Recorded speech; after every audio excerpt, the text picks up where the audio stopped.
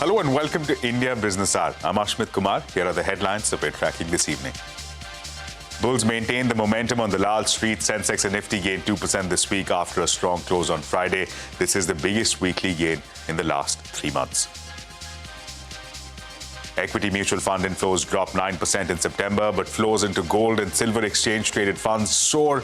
Gold ETFs see inflows of over 8,300 crore rupees, and silver hits a record high of over 5,300 crores. Prime Minister Modi speaks to US President Trump for the second time in 3 weeks, congratulates him for the success of the Gaza peace plan, reviews the progress on trade talks. China imposes fresh restrictions on rare earth magnets ahead of a potential meeting between President Xi and President Trump. Industry sources say curbs have been imposed on export of certain electric vehicle technologies as well, restrictions to kick in from the 8th of November. Shapoorji Mistry reiterates demand for listing of Tata Sons, calls it not just a financial move but a moral and social imperative. Tata Trust's board met in Mumbai for the first time after the internal rift became public. For the first time, government opens the position of managing director at SBI to the private sector. Candidates with 21 years of professional experience, including 15 years in banking, will be eligible. Microsoft promises to notify customers about suspension of services due to foreign government orders, says it is even open to a legal fight to protect data access to Indian public sector and critical infra in case of sanctions. This comes after Microsoft denied data access to Nayara Energy following sanctions by the European Union. Private equity firm Prosus buys 10% stake in travel portal Ixigo's parent for nearly 1,300 crore rupees. Ixigo to use the funds for expansion and artificial intelligence. Israeli forces begin to withdraw from parts of Gaza after ceasefire takes effect. Hamas has 72 hours after Israel's withdrawal to release the hostages. United States military likely to deploy 200 soldiers to oversee the ceasefire. Donald Trump to visit Israel on Monday. President Trump's relentless campaign for the Nobel Peace Prize ends in disappointment. Venezuelan opposition leader Maria Corina Machado, who is currently in hiding, has been awarded the Nobel. A White House spokesperson says the Nobel Committee placed politics over peace. Pressure cooker pioneer and the man behind the iconic prestige brand, TT Jagannathan, passes away at the age of 82. He revolutionized the cooker market by introducing the gasket release system, a safety innovation that made Prestige a household brand in India. Well, let's begin with the day's market action. The Dalal Street extended yesterday's gains. The Nifty ended at nearly 1-month highs led by pharma and financials. For the week, the market gained for the second straight week, posting biggest weekly gains in 3 months. All frontline indices posted gains of nearly 2%. Capital market and IT stocks also gained 5% each. And staying with the equities markets, gold ETFs saw a strong surge in demand in September, receiving record high inflows. Investments rose by over 280% compared to last year, while over 5,000 crore rupees were invested in silver ETFs. Inflows into SIPs climbed to an all-time high, SIP inflows rising by 4%. However, net inflows into equity mutual funds declined for a second consecutive month, dropping 9% from the month of August. Now, meanwhile, WTI crude has extended its fall, slipping below the $60 per barrel mark for the first time since May.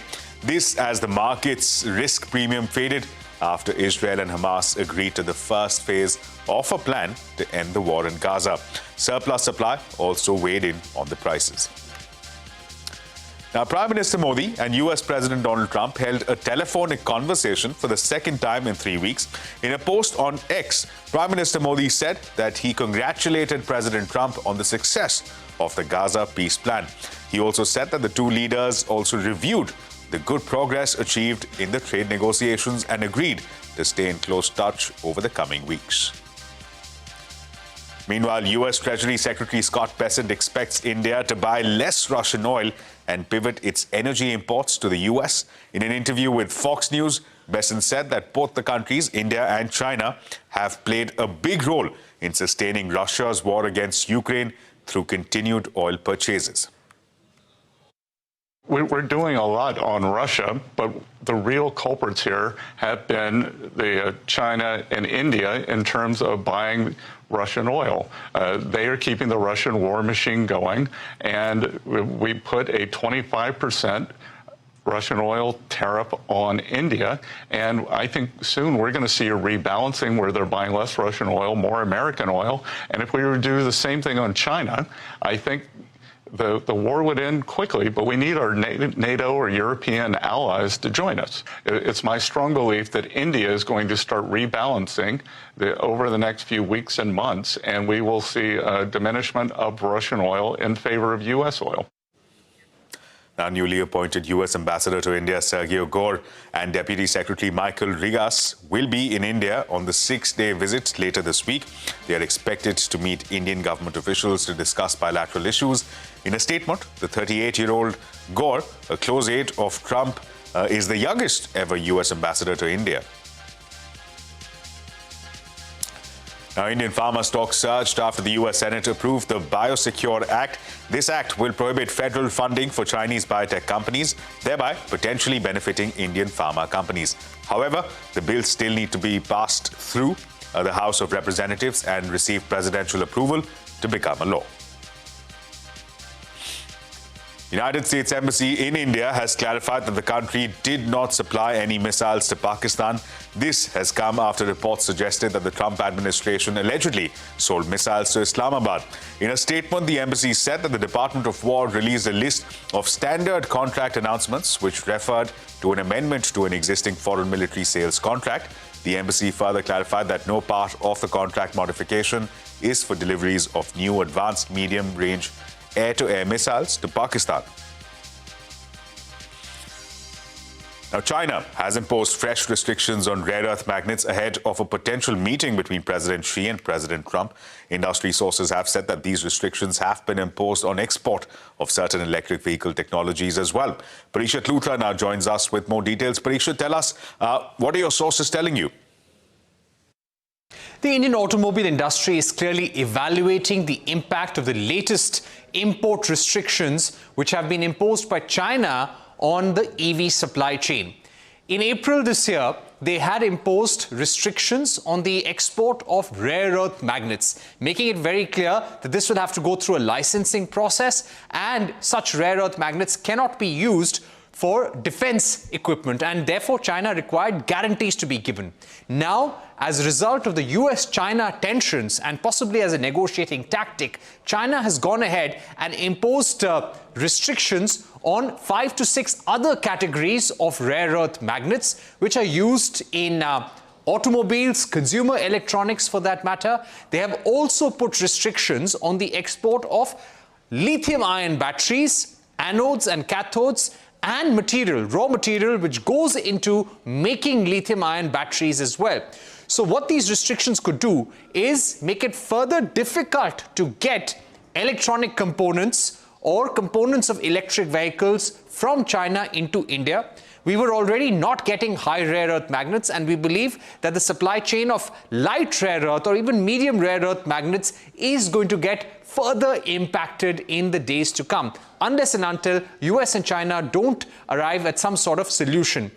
Some automakers have told us that this could be a negative for the auto industry if things don't ease up in the next few months. Others have said they do not face any kind of immediate impact.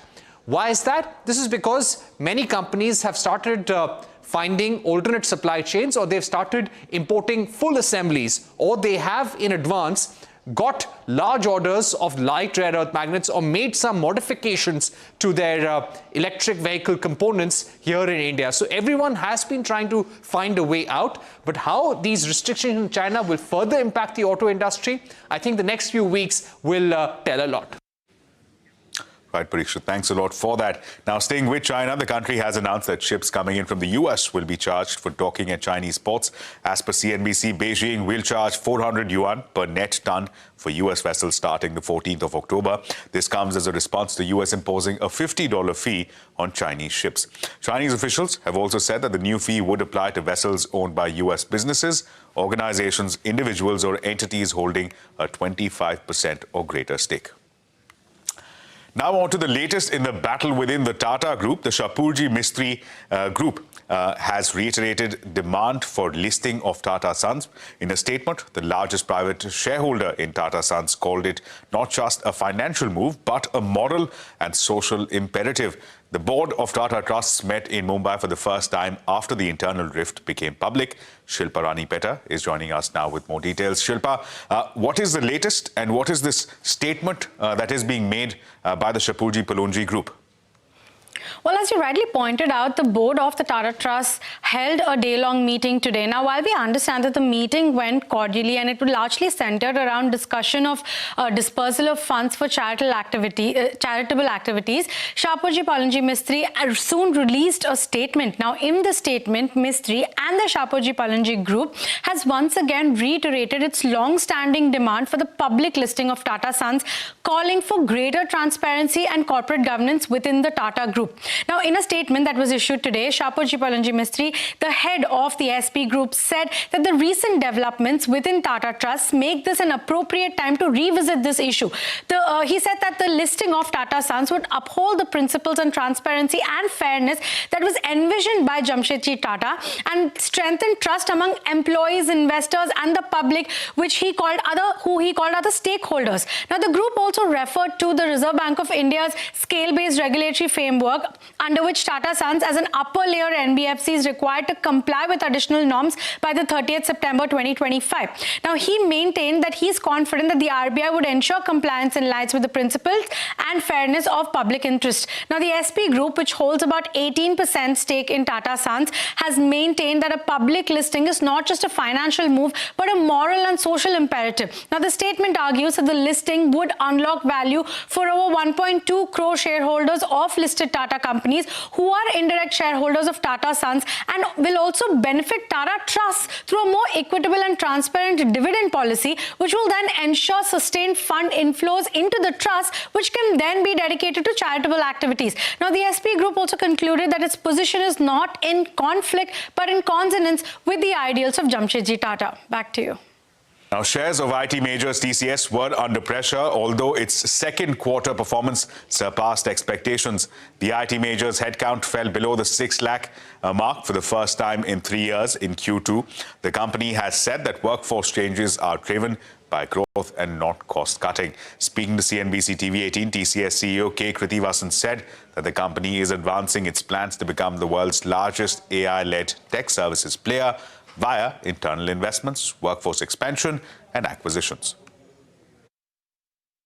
We have to take this ambitious journey and be the largest AI-led services company. Currently, we are looking at about $1 billion, but just to clarify, we will be looking, this will come as equity and debt.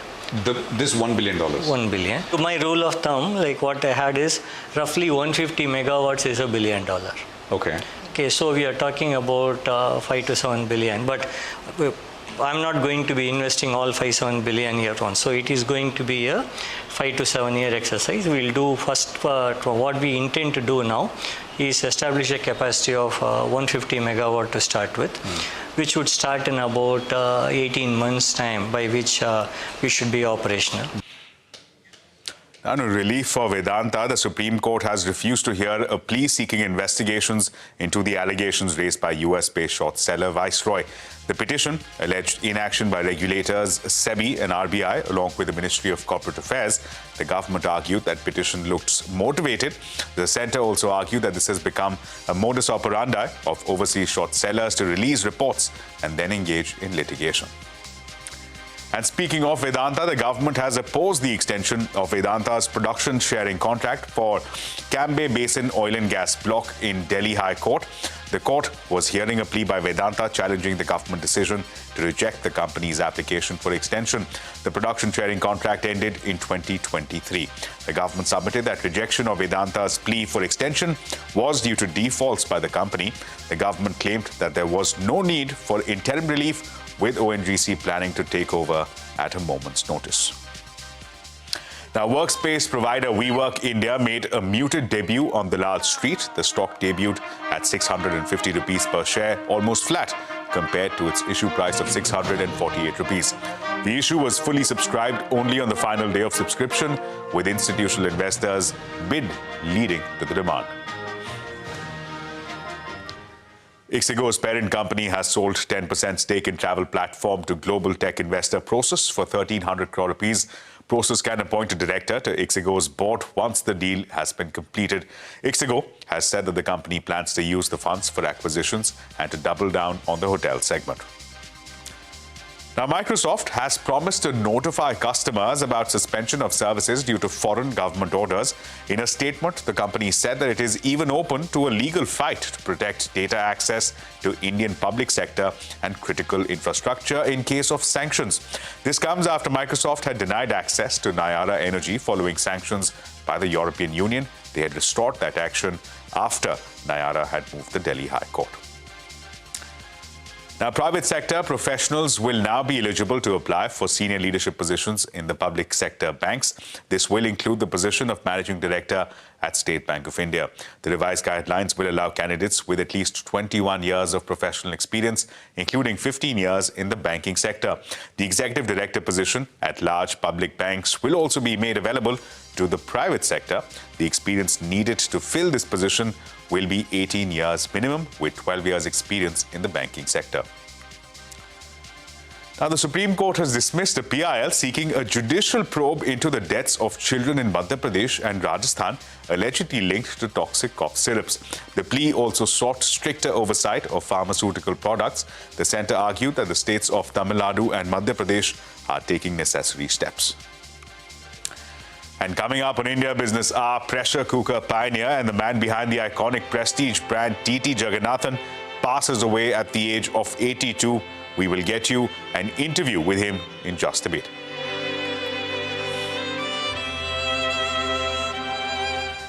And you can also catch all CNBC TV 18's news and updates on YouTube, Facebook, Instagram, X, and Geo Hotstar. Do subscribe to CNBC TV 18 Access for exclusive stories and special shows like The Editor's Playbook and many others.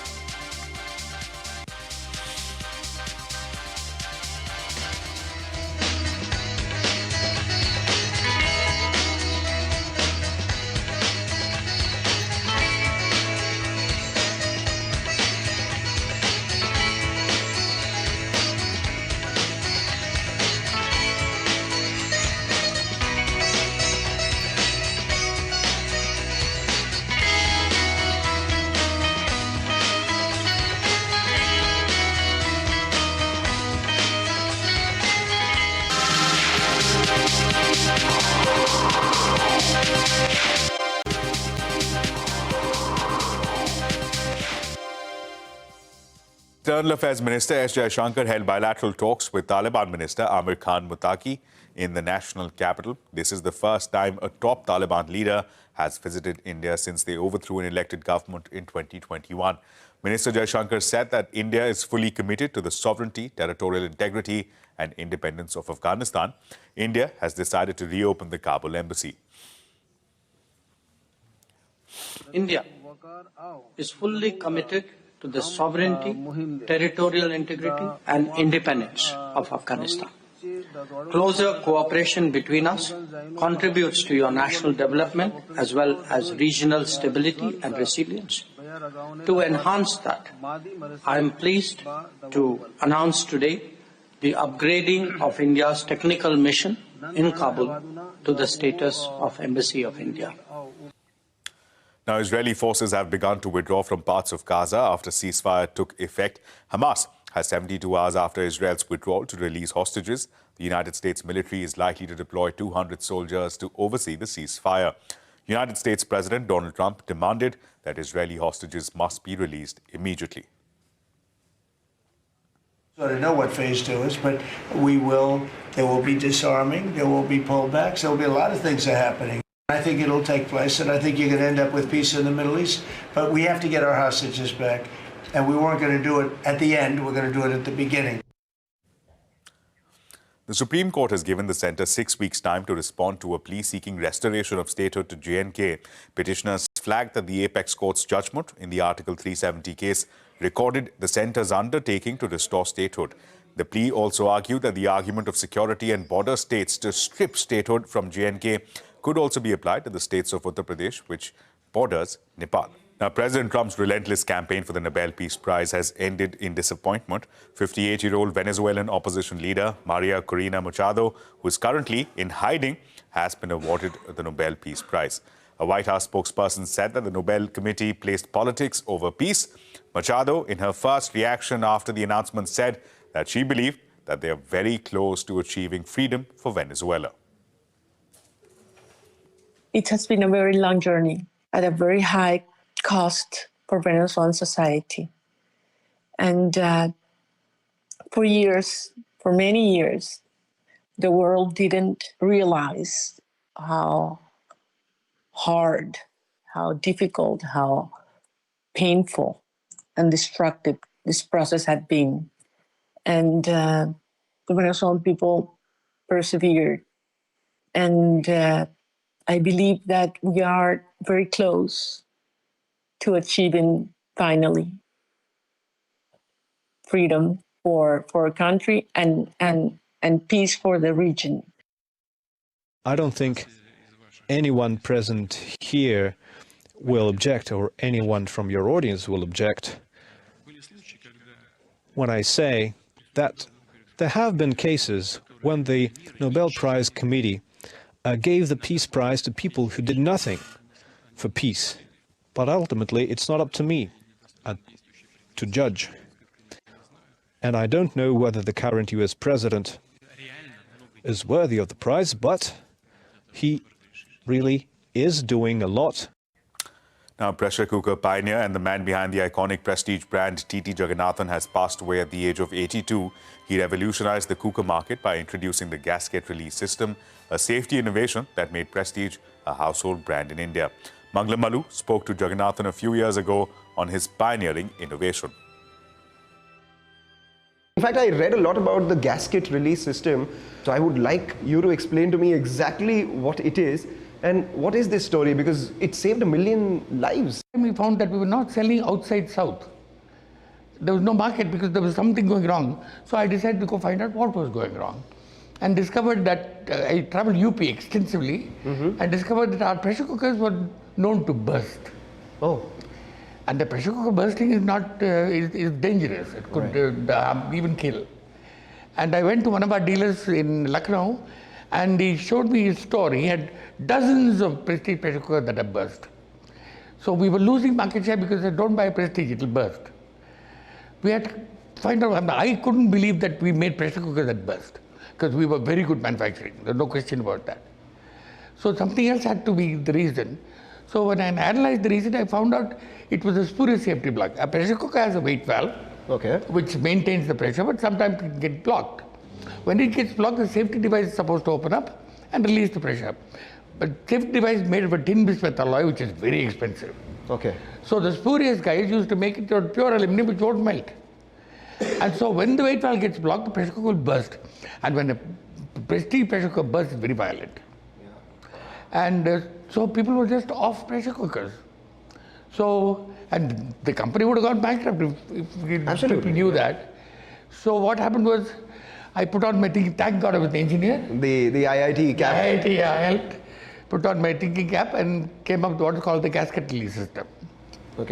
Actually, it's such a simple thing looking at it now that you wonder why nobody discovered it before. It's just a hole in the lid. But that hole in the lid, what it does is, it does not depend upon the safety plug for secondary safety. The gasket comes out through the hole in the lid and releases pressure if it exceeds cooking pressure. You did not patent it? No, it was in fact not a good idea to patent it for two reasons. One is that In the US, this used to happen. Pressure cookers used to burst. So the US market went away from pressure cookers. That is something I wanted to avoid in India. Okay. And India is the largest market of pressure cookers in the world today. Absolutely. 15 million pieces. If we'd allowed pressure cookers to burst, it wouldn't have happened. That was one. So I did not want pressure cookers to get a bad reputation. The second is, if a pressure cooker burst anywhere, everybody thought it was prestige. Okay. So I had to avoid that consumption also. So we came up with the idea that we won't patent it. Well, with that, it's a wrap on this edition of India Business Hour. Thank you so much for watching.